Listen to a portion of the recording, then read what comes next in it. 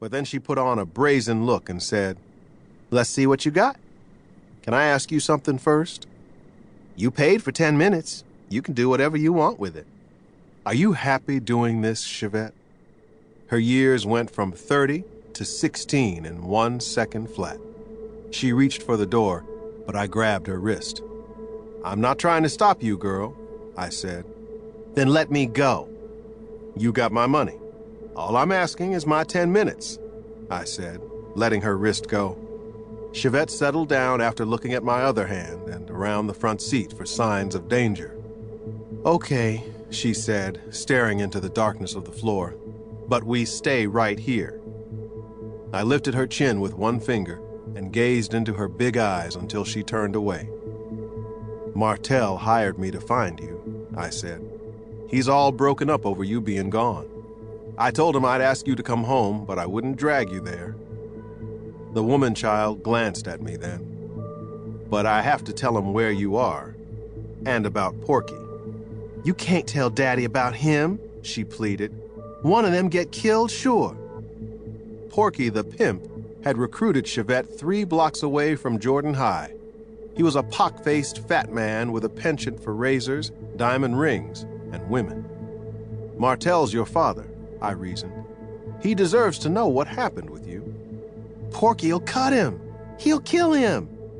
"Or the other way around," I said. "Martel hired me to find you and tell him where you are. That's how I pay my mortgage, girl." "I could pay you," she suggested, placing a hand on my thigh. "I got $75 in my purse, and you said you wanted some company." "No," I said. "I mean, you are a fine young thing, but I'm honest and a father, too." The teenager's face went blank, but I could see that her mind was racing. My appearance had been a possibility that she'd already considered. Not me exactly, but some man who either knew her or wanted to save her. After 20 blowjobs a night for 2 weeks, she'd have to be thinking about rescue and about the perils that came along with such an act of desperation. Porky could find her anywhere in Southern California. "Porky ain't gonna let me go," she said.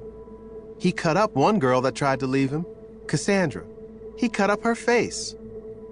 She put a hand to her cheek. It wasn't a pretty face. "Oh," I said, "I'm almost sure the pig man will listen to reason." It was my smile that gave Chevette Johnson hope. "Where is he?" I asked. "At the back of the barbershop."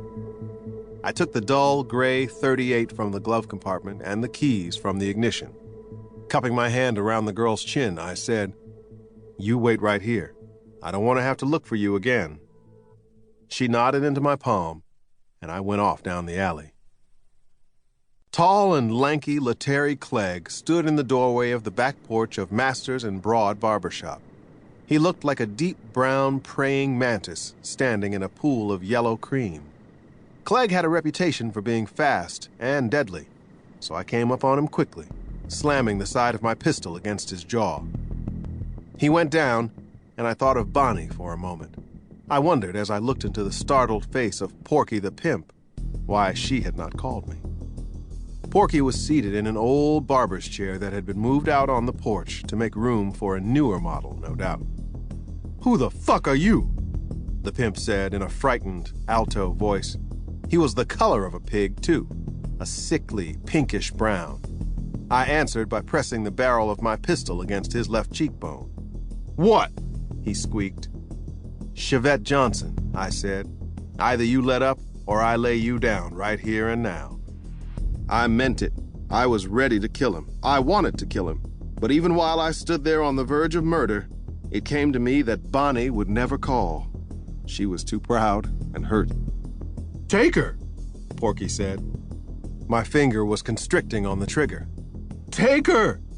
I moved my hand 3 inches to the right and fired. The bullet only nicked the outer earlobe, but his hearing on that side would never be the same. Porky went down to the floor, holding his head and crying out. I kicked him in his gut and walked back down the way I'd come. On the way to my car, I passed 3 women in short skirts and high heels that had come running. They gave me a wide berth, seeing the pistol in my hand. "So why'd you leave home like that?" I asked.